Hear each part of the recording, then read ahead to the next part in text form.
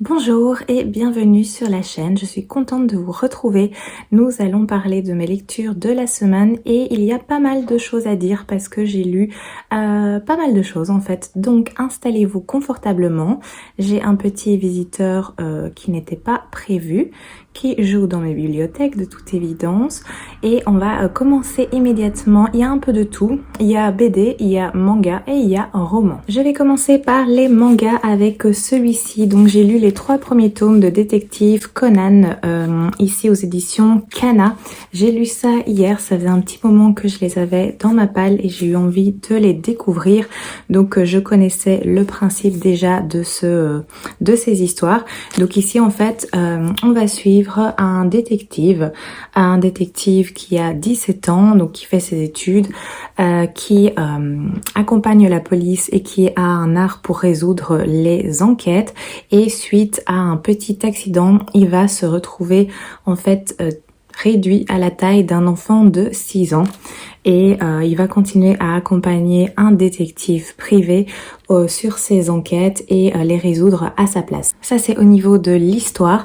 Donc dans le premier tome, qui est celui-ci, on va découvrir le personnage à sa taille habituelle.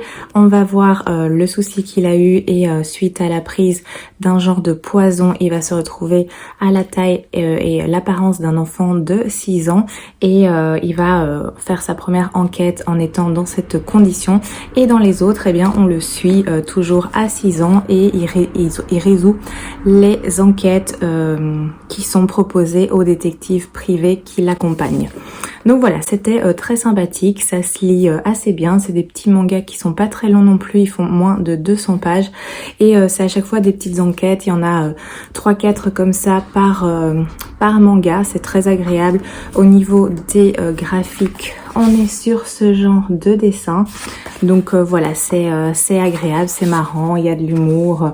Les personnages sont très chouettes, le petit détective Conan, oui bien sûr, mais aussi le détective adulte qui l'accompagne, qui est en fait le père d'une de ses condisciples à l'école, donc il connaît ce personnage et lui c'est le détective privé qui habituellement est pas très dégourdi on va dire, et là évidemment il va commencer à avoir un succès et commencer à résoudre des enquêtes à facilité parce que c'est justement lui Conan qui lui souffle un peu toutes les réponses et qui lui dit dans quelle direction aller. Donc voilà, c'était c'était des très chouettes lectures, un petit manga fort sympathique. Je vais continuer avec celui-ci qui est Les Possibles de Virginie Grimaldi aux éditions Le Livre de Poche, que j'ai beaucoup aimé, enfin énormément aimé en fait. J'adore déjà les romans de Virginie Grimaldi en général, et celui-ci ne fait pas exception à la règle. On va suivre dans cette histoire le personnage de Juliane qui a un travail, qui a un mari, qui a un petit garçon. Donc sa vie elle est bien prête, elle est réglée comme du papier à musique, jusqu'au jour où en fait le père de Juliane va devoir venir habiter avec eux parce que sa maison a subi un incendie suite à quelque chose qui est resté allumé par oubli, quelque chose du genre. Et donc le temps que les travaux se fassent dans la maison de son père, elle va accueillir son père chez elle. C'est un père qu'elle avait plus vu depuis 8 mois, donc c'est un peu particulier. Son père c'est tout le contraire d'elle, c'est un père qui est très loufoque, qui est très à part, qui est très exubérant. Donc son quotidien et ses petites habitudes vont être très chamboulés. Et le souci aussi c'est qu'elle va constater en fait que son père a des soucis notamment de perte de mémoire, qui va agir bizarrement. Donc elle va commencer à s'inquiéter. Il va y avoir des examens médicaux qui vont être faits. Et voilà, on va accompagner ces deux personnages, donc ce père et cette fille, dans toutes ces problématiques. Et c'était vraiment excellent, j'ai adoré. Ce sont des livres très particuliers avec Virginie Grimaldi parce que c'est toujours des sujets assez profonds, assez difficiles, qui sont en lien souvent avec ce qu'on peut vivre nous-mêmes dans la vraie vie. Et ici on passe en fait entre rire et larmes. Il y a des moments où je rigolais parce qu'il y a des tournures de phrases qui sont extrêmement drôles. Il y a d'autres moments où c'est très émouvant, ça nous prend vraiment fort au niveau du cœur. Donc c'est assez particulier comme lecture. Virginie Grimaldi a un talent incroyable pour faire ce genre de choses, pour raconter aussi des histoires. Les émotions sont très présentes. C'est un livre vraiment où il y a énormément d'émotions et on est emporté comme ça dans un grand tourbillon. Donc voilà, j'ai vraiment beaucoup aimé. C'est une très belle histoire, elle est très bouleversante aussi. Je vais pas trop vous en dévoiler pour que vous puissiez le découvrir, mais franchement je vous le conseille vraiment. Après, je vous conseille tous les livres de Virginie Grimaldi de manière générale parce qu'ils sont tous excellents.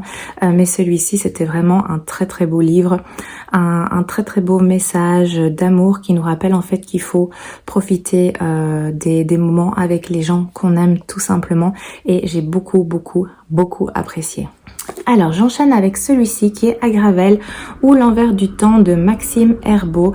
C'est aux éditions Inceptio. Je vous en avais un peu parlé la semaine passée, je pense que c'était une de mes lectures en cours, donc je l'ai terminée depuis. Alors dans cette histoire en fait on va suivre le personnage de Lucien Agravel qui est en fin de vie, donc qui est dans un grand château qui ressemble qui s'apparente à une maison de repos, mais vraiment pour accompagner les personnes âgées vers leur dernier voyage. Donc il est vraiment très diminué, il est pas en top forme, et en fait par un hasard il va rencontrer une femme étrange qui en fait va lui donner 3 tickets.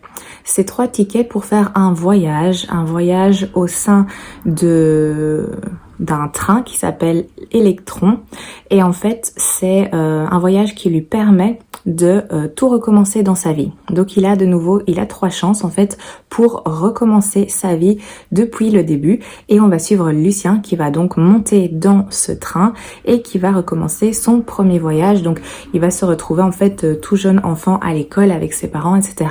Et on va voir si en fait il a fait d'autres choix que les choix originaux qu'il a fait dans sa vie actuelle, et on va le suivre comme ça. Alors, c'est un livre qui me tentait beaucoup quand j'avais lu la thématique de voyage dans le temps, de recommencer sa vie, de nouvelles chances.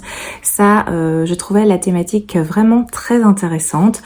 J'avais envie de me plonger dans cette lecture, ce que j'ai fait.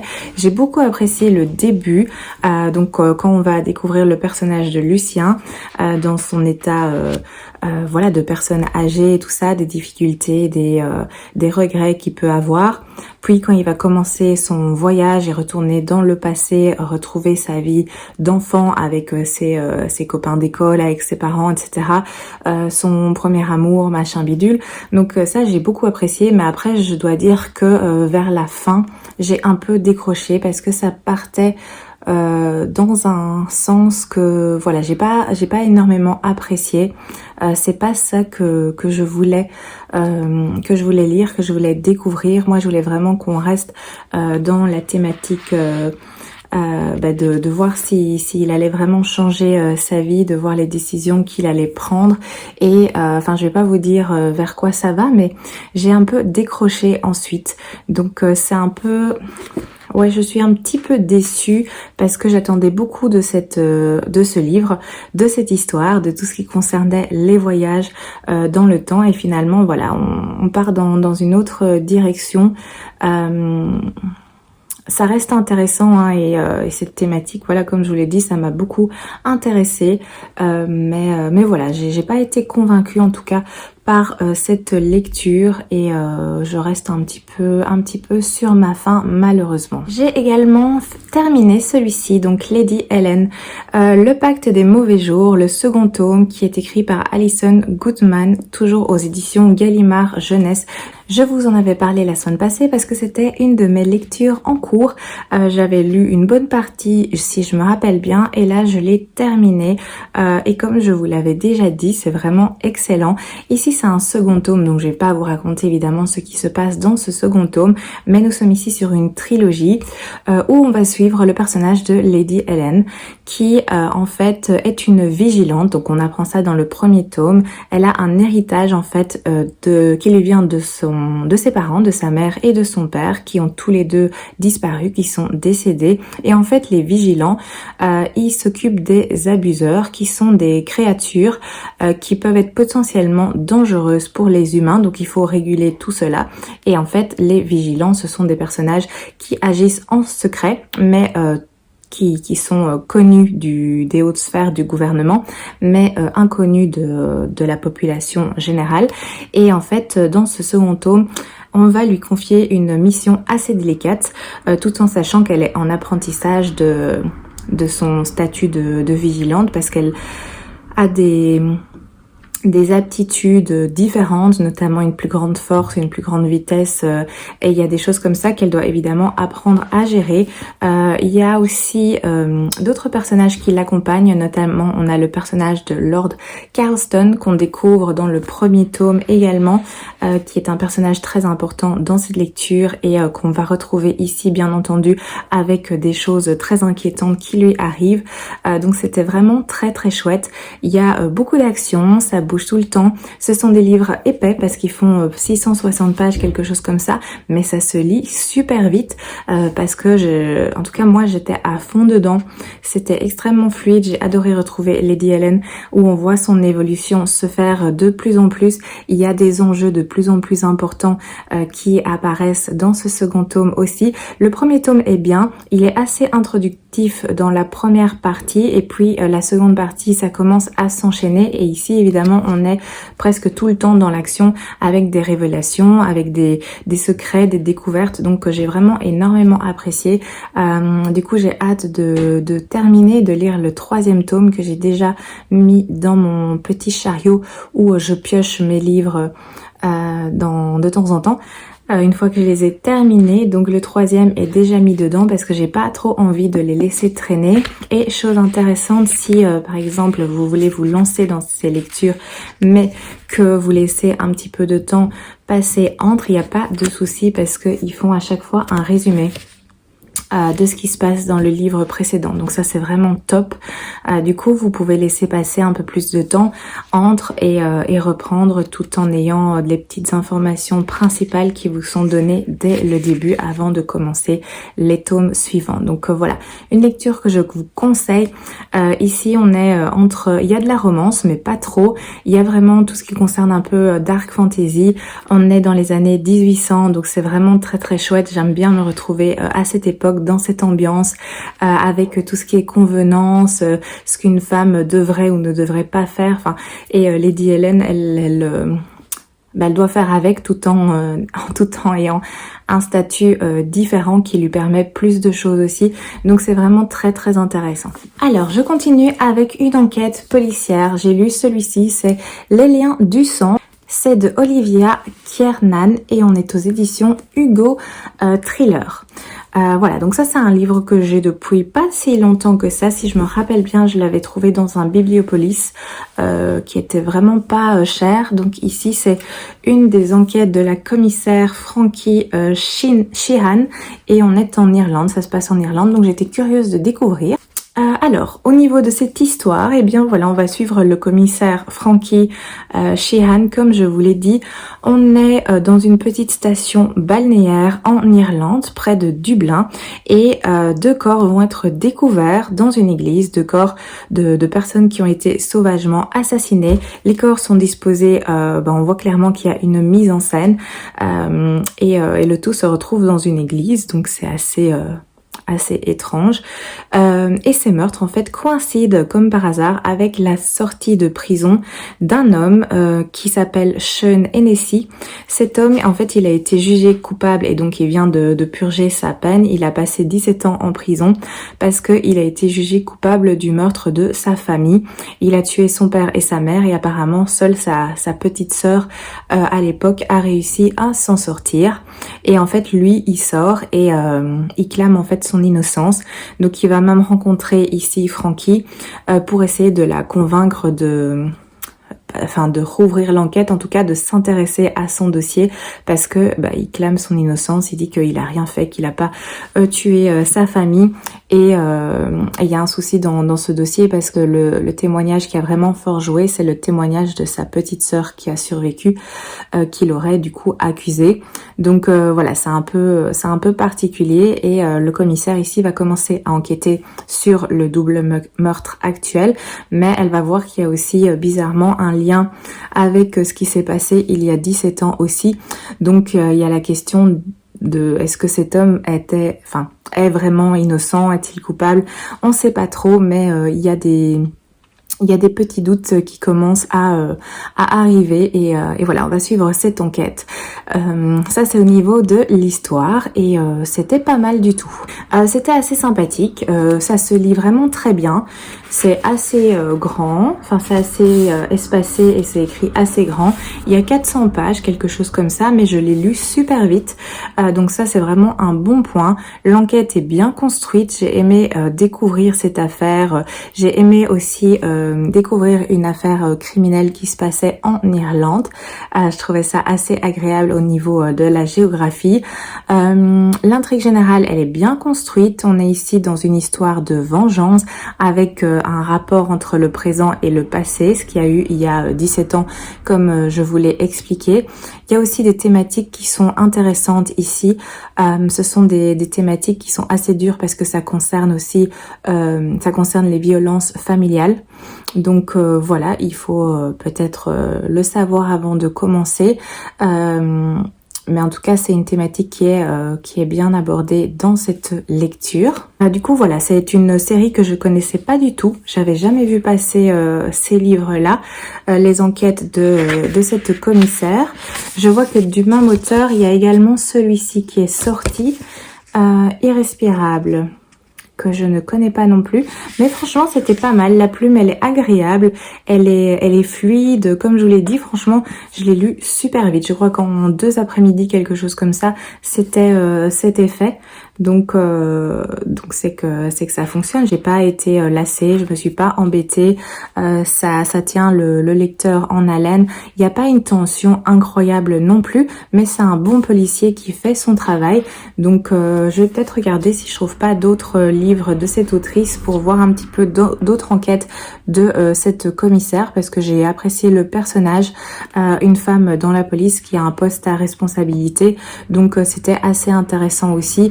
On sent qu'elle a aussi des petits soucis personnels, comme c'est souvent le cas hein, dans les inspecteurs de police qu'on suit comme ça au fil des romans, des séries, mais voilà, c'était bien fait. Je pense pas que ce soit le premier de cette série. Je ne pense pas, je me suis pas renseignée plus parce qu'on nous dévoile déjà 2-3 petites informations sur cette femme, notamment par exemple sa famille, hein, on nous amène un petit peu comme ça abruptement, comme si on était censé déjà le savoir, mais franchement ça m'a pas dérangé du tout. Ça n'empêche pas la lecture, ça n'empêche pas de bien suivre parce qu'on parle très peu de la vie personnelle de cette femme, donc c'est tout à fait possible de le lire sans avoir lu les précédents, mais je vais peut-être du coup m'intéresser aux autres écrits pour un petit peu suivre cette série policière. Alors je passe ensuite au BD. J'ai pu lire celui-ci qui est Entre neige et loup, c'est aux éditions Jungle. C'est écrit par Agnès Domergue et Eliane Canac. C'est une très très belle BD. Déjà le livre il est magnifique, regardez comme c'est joli. Des petites couleurs hivernales, c'est pour ça que j'avais envie de le lire maintenant pour rester au sein de l'hiver, de rester dans cette ambiance. En plus, le titre, il y a bien quand même neige. Les dessins sont magnifiques, je vais vous montrer ça, c'est vraiment un travail incroyable. C'est ce genre de dessin que moi je trouve extrêmement beau, extrêmement poétique, dans des tons clairs comme ça, des petits tons un peu pastel. C'est très agréable à lire, c'est vraiment magnifique. Regardez ici encore. Voilà, c'est très très beau au niveau du dessin, et l'histoire elle est vraiment toute mignonne, vraiment adorable. En fait on se trouve sur une île qui a l'air oubliée de tous. Sur cette île se trouve en fait une petite fille qui s'appelle Lila avec ses petits compagnons, parce qu'elle a des petits animaux qui sont ses compagnons, notamment ici on voit qu'il y a les petites grenouilles, elle a un chat, donc voilà, elle a des petits animaux qui l'accompagnent.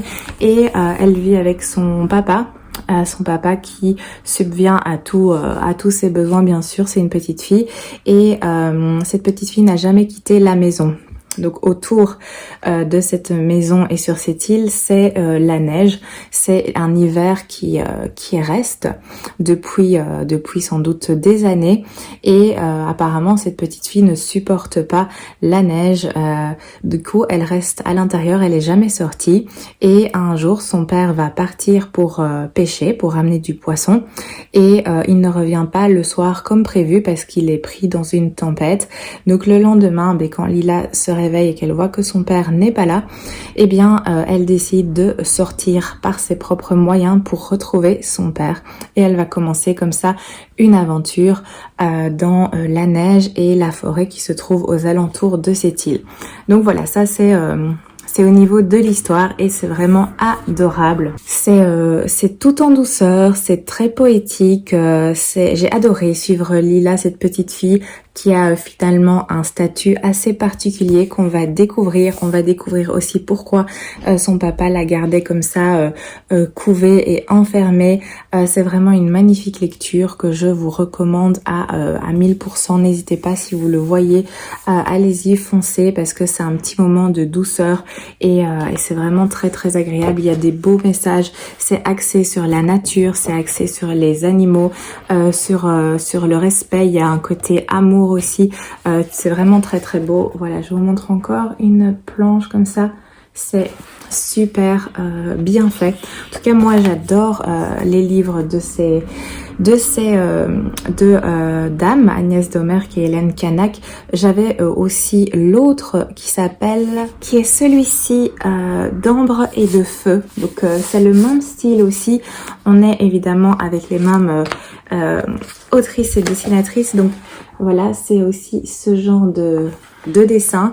Donc j'ai beaucoup apprécié en fait ce premier livre que j'avais pu découvrir, et du coup j'ai pu recevoir en cadeau celui-ci également, et franchement ils sont top tous les deux.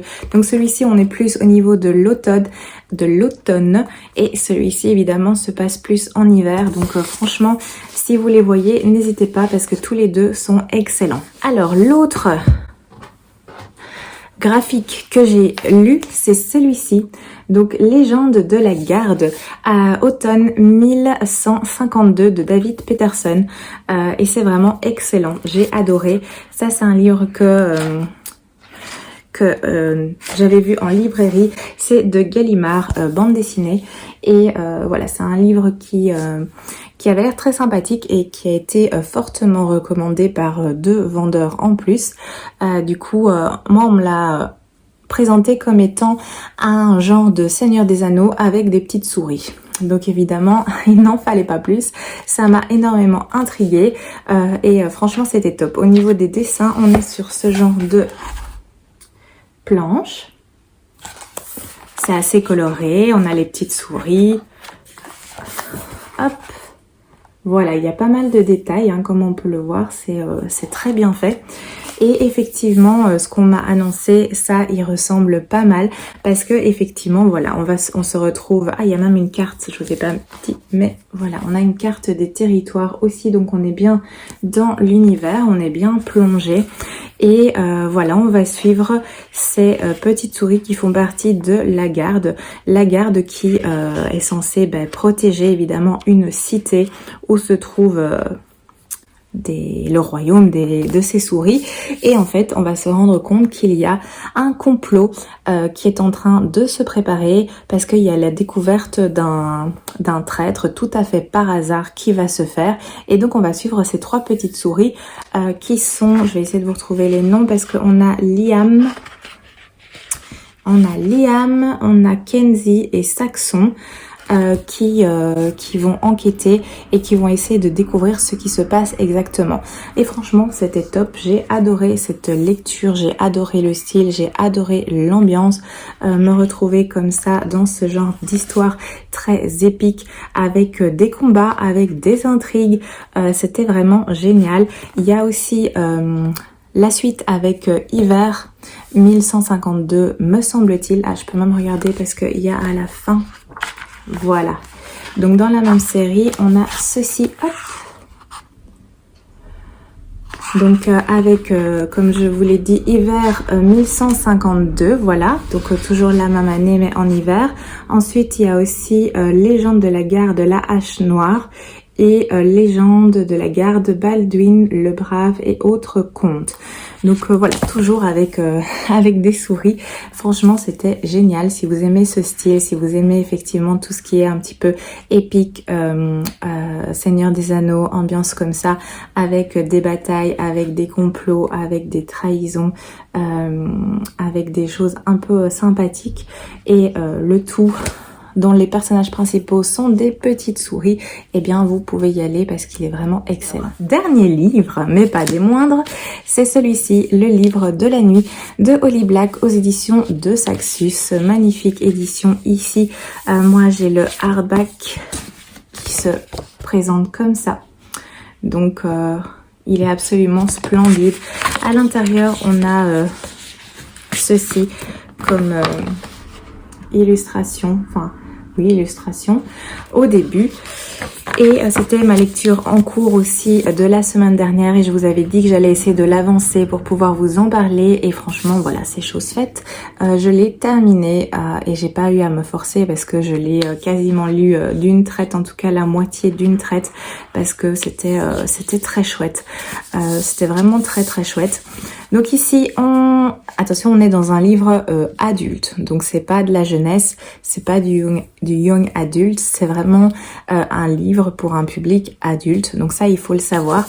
Déjà à l'avant, donc au début, il y a pas mal d'avertissements de contenu, comme vous pouvez le voir. Donc il y a avertissement de contenu, abus sur mineurs, alcool, automutilation, drogue, empoisonnement, inceste, langage grossier, sang, tentative de meurtre, violence et violence par arme à feu. Voilà. Donc, j'avoue que moi, quand j'ai lu ça, ça m'a un peu refroidi. Mais voilà, ça passe. C'est pas non plus quelque chose de trash et tout. Donc, vous pouvez malgré tout le lire si vous aimez bien le style de Holly Black. Et si vous voulez le découvrir, il n'y a pas de souci. Mais voilà, pas pour les plus jeunes. Ça, c'est à éviter, bien entendu. Alors, dans cette histoire, en fait, on va suivre le personnage de Charlie. Charlie Hill, qui est en fait une voleuse, un genre d'escroc, qui vit avec sa sœur et qui vit aussi avec son dernier copain en date qui s'appelle Vince. Et elle travaille pour le moment dans un bar assez crade. Enfin voilà, elle mène pas une vie très, c'est même pas luxueux, c'est un petit peu une vie compliquée. Elle a une relation difficile avec sa maman, déjà depuis son enfance, parce que voilà, sa maman, elle a toujours collectionné les mauvais hommes. Donc il y a eu plein de soucis par rapport à ça, pour sa mère, pour elle et pour sa sœur. Donc quand elle est devenue autonome et qu'elle a pu se gérer toute seule, en fait elle a quitté la maison de sa mère et voilà, elle se gère toute seule avec sa sœur qui est à fond dans tout ce qui est un peu mystique. Elle tire les cartes de tarot en ligne. Elle est pas très intéressée par les études et Charlie, elle fait un peu tout pour que sa sœur puisse en fait faire des études. Elle essaye de mettre de l'argent de côté et tout pour avoir une somme nécessaire et pour que sa sœur puisse faire quelque chose de sa vie, entre guillemets, bien sûr. En tout cas pour qu'elle puisse se lancer dans des études et voilà, on va suivre ce personnage, donc Charlie, qui a son passif, vu que c'est une voleuse.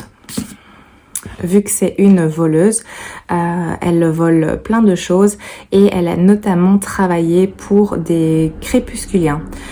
Donc ce sont des sortes de magiciens qui peuvent en fait, comment expliquer, manipuler les ombres afin d'espionner ou même tuer les gens. Donc voilà, ils ont des aptitudes particulières au niveau de leur ombre et voilà, Charlie, elle a beaucoup travaillé pour eux, pour voler des choses pour ces personnes, pour ces magiciens.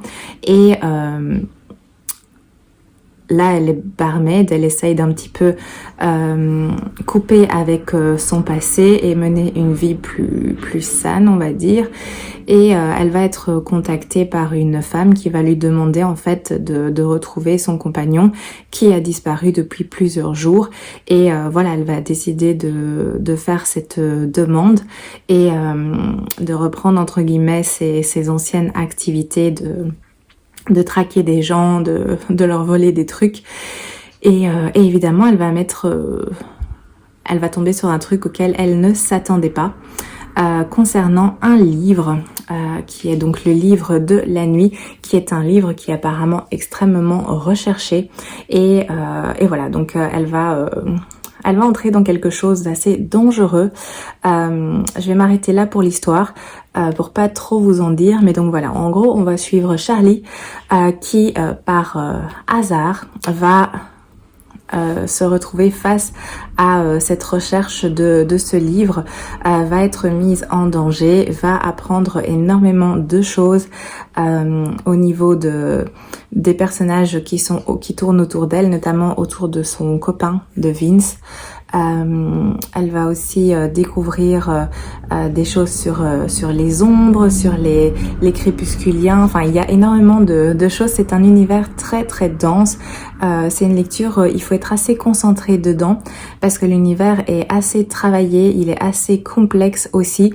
Donc il faut suivre. J'ai bien aimé aussi le personnage de Charlie, même si elle est la pauvre assez abîmée par la vie. Elle a du mal à faire confiance aux hommes notamment. Elle a eu des déconvenues multiples par rapport à ça. On voit qu'elle essaye de mener une vie plus carrée, plus rangée, mais voilà, elle a un talent en fait pour tout ce qui est le vol et les combines, et en fait ça lui colle à la peau. Il y a aussi une histoire avec ce qui s'est passé dans son passé. Donc il y a des moments où on va retourner dans le passé de Charlie et on va découvrir qu'elle a eu un souci avec un homme très très Tout-Puissant, qui justement a un lien évidemment avec le présent, un lien avec ce livre de la nuit. Donc voilà, c'était assez sympa, franchement c'était pas mal du tout. Comme je vous l'ai dit, moi je l'ai lu extrêmement vite parce que voilà, je l'ai fait un peu durer au début pour savourer le truc, et puis au final quand je me suis lancée dedans vraiment à fond, eh bien je l'ai lu extrêmement vite aussi, malgré sa taille, il est quand même assez épais. Et oui, à l'arrière il y a un petit bonus. Je vous montre cela. Donc quand on a fini l'histoire, il y a les remerciements bien sûr. Et puis ensuite, il y a un contenu bonus. Donc où l'autrice a écrit des genres de contes qui tournent autour de cette histoire, donc autour des ombres. Et c'était super chouette. Donc on a la sorcière et le frère malchanceux. C'est pas très long, hein, c'est parfois une page ou deux. On a la jeune fille aux 3 ombres. Donc voilà, on a 2-3 petits contes comme ça qui font 2-3 pages. Franchement, c'est super chouette, c'est vraiment très agréable. J'ai trouvé ça sympa de nous proposer aussi ce petit contenu à la fin qui tourne autour de cet univers des ombres que j'ai trouvé très intéressant. Ça m'a un peu rappelé aussi un peu Peter Pan par moment, avec l'aspect ombre. Donc Peter Pan qui à un moment donné a perdu son ombre, enfin je parle du Disney moi, donc on voit quand il arrive la première fois dans la chambre des enfants, il va perdre son ombre, et puis elle va lui être recousue aussi dans la chambre par Wendy. Donc voilà, ça m'a un petit peu rappelé à un moment donné ce petit dessin animé, mais c'était très intéressant. J'ai beaucoup apprécié en fait cet univers, l'originalité, tout ce qui est imagination. C'était vraiment très intéressant aussi de voir les ombres avec cet aspect-là qui peuvent prendre un côté très sombre en fait. Oui, c'était vraiment très intéressant. J'ai beaucoup apprécié cette lecture. J'étais bien dedans, mais comme je vous l'ai dit, voilà, c'est pour un public adulte, donc il faut savoir dans quoi on se lance aussi. Mais franchement, si vous aimez ce style, si ça ne vous fait pas peur, eh bien vous pouvez vous lancer dans cette lecture. Voilà, on a fait le tour pour mes lectures faites. Je vais vous parler rapidement maintenant de mes lectures en cours. Alors, premièrement, il y a celui-ci qui est une putain d'histoire de Bernard Minier aux éditions Pocket. Je continue donc, comme prévu, parce que j'ai lu les livres précédents. Le précédent, c'était N'éteins pas la lumière, me semble-t-il. Et donc, je poursuis avec celui-ci que j'aime beaucoup. Ça aussi, ça se lit super bien. Franchement, Bernard Minier, c'est des briques. Enfin, celui-ci est un petit peu moins gros que les précédents, me semble-t-il. Mais franchement, ça se lit super vite parce que moi, j'ai déjà lu ça, ça fait 250 pages environ, et voilà, c'est un rythme, c'est haletant, c'est prenant, voilà, on a envie d'y revenir, de pas lâcher le bouquin, donc moi j'adore. Je sais pas s'il y aura le personnage de Martin Servaz dans celui-ci, c'est pas indiqué à l'arrière, et je sais que dans le précédent par exemple, donc dans N'éteins pas la lumière, Martin Servaz est arrivé vraiment tard dans l'histoire, donc sur la fin. Du coup ici je sais pas si ça va être une histoire où il sera pas présent, donc je vais découvrir, mais au niveau de celui-ci, on se retrouve dans un petit village, un genre de petite île me semble-t-il, et on va suivre des adolescents qui ont 16-17 ans. C'est un petit groupe de 5 qui sont extrêmement soudés, et en fait il y a un couple de ces adolescents qui vont se disputer un jour, et ils vont avoir une petite prise de bec assez étrange, je dois bien l'avouer, mais en fait plus tard dans la journée, la jeune fille va disparaître. Ses amis et le garçon qui est son copain vont essayer de la chercher sans succès, et le lendemain la police va découvrir un corps sur une plage, et c'est le corps de cette jeune fille. Donc voilà, il y a une enquête qui commence. Oui, évidemment, le jeune garçon en question est suspect. Ce jeune garçon, il y a un flou autour de lui, de toute évidence. On apprend qu'il y a tout un mystère qui l'entoure. Lui-même n'a pas l'air au courant de tout, mais voilà, il y a un truc assez bizarre qui se passe par rapport à lui. Et en fait, son groupe d'amis le croient évidemment innocent, le soutiennent et vont décider de voir en fait ce qui est arrivé à cette jeune fille, de retrouver le coupable, vu que la police, étant donné qu'elle a déjà son suspect numéro 1, bah, sans doute qu'elle va pas faire trop d'efforts pour chercher d'autres pistes. Et donc voilà, j'en suis là pour le moment et c'est vraiment excellent. Je suis très bien dans cette histoire, j'aime beaucoup Bernard Minier, j'aime beaucoup son style, sa plume. On est toujours à fond dans les histoires et voilà, je le continue avec plaisir. J'ai également commencé celui-ci de Liane Moriarty, 9 parfaits étrangers aux éditions Le Livre de Poche. J'ai pas beaucoup avancé, je l'ai commencé. Voilà, je suis au chapitre 3, donc je vais pas vous en parler maintenant. Je vais un petit peu l'avancer pour pouvoir vous en dire un petit peu plus la semaine prochaine. J'ai également commencé Un jardin de mensonges de Suzanne Fletcher. Ici, moi, j'ai une édition de France Loisirs qui est, je trouve, très très belle. Je la trouve magnifique, à la limite plus belle que l'original. Donc j'ai lu un petit peu, je suis à la page 41 et pour l'instant j'aime assez bien. Ici on va suivre une jeune fille qui s'appelle Carla. On est à Londres en 1914 et Carla, depuis qu'elle est enfant, en fait elle a le problème le syndrome des os en verre. Donc elle a toujours été enfermée chez elle, évidemment, parce qu'elle a subi énormément de fractures dans sa vie d'enfant. À un moment donné, les médecins ont dit ok, stop, elle va rester à la maison pour éviter plus de blessures et de désagréments. Donc elle a quasiment jamais mis le nez dehors et elle a lu énormément pour découvrir la vie, pour faire aussi son instruction qui a été faite par sa mère qui apparemment avait une joie de vivre incroyable.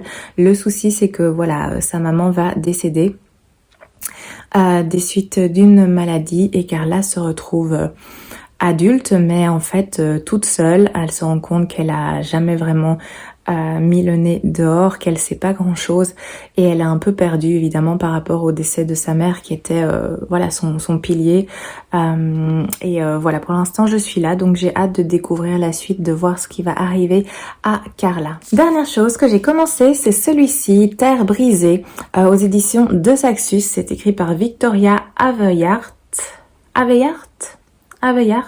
je ne sais pas comment on dit. Voilà, ça c'est un des livres qui avait été sélectionné pour 12 livres pour 2023. Je me suis décidée pour celui-ci pour le mois de mars, qui me fait envie depuis que je l'ai acheté à sa sortie, qui est en plus magnifique. Je l'ai aussi en hardback, donc il se présente comme ça. Il est un peu en mode doré, il est vraiment très très beau. Et alors oui, ici on a toute la carte à l'arrière. Du coup il me tente beaucoup. J'ai pas lu vraiment la 4e de couverture pour avoir la surprise. Je sais juste qu'il y a mis Sauve le monde ou détruis-le. Et moi ça me suffit. J'ai lu un petit peu, je me suis lancée dans cette lecture hier, donc j'ai lu jusqu'à la page 83. Ça se lit bien, franchement ça se lit vraiment bien, parce que de nouveau c'est une brique qui fait 560 pages, même un peu plus, et en ayant lu un petit peu hier soir, je suis déjà presque à une centaine de pages, donc vous pouvez y aller sans crainte, ça se lit bien. Je vais pas vous en parler maintenant parce que voilà, j'ai lu que 80 pages, mais ça semble très prometteur. J'aime beaucoup le style, je vous mets le dos, comme ça vous pouvez peut-être regarder. Il y a des personnages assez sympas parce que en regardant en diagonale ici, il y a quand même une sorcière, il y a quand même un chevalier, me semble-t-il, un écuyer, un immortel, assassin, sorcière, faussaire, chasseur de primes. Voilà, donc c'est des personnages qui ont l'air assez intéressants, qui peuvent apporter vraiment des trucs incroyables dans cette histoire.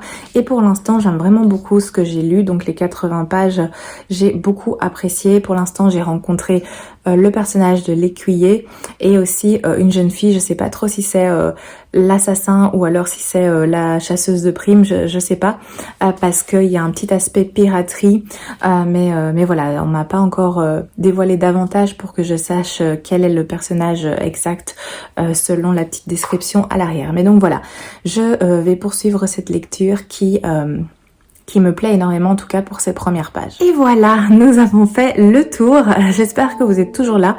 J'espère que ça vous a plu également. N'hésitez pas à me laisser un petit commentaire. Dites-moi s'il y a des livres qui vous ont plu, si vous en avez déjà lu ou s'il y en a qui vous intéressent. N'hésitez pas à me dire. Dites-moi aussi ce que vous lisez pour l'instant. N'hésitez pas en tout cas à me signaler tout ça en commentaire. Je vous remercie de votre présence et je vous dis à très bientôt. Passez un excellent dimanche.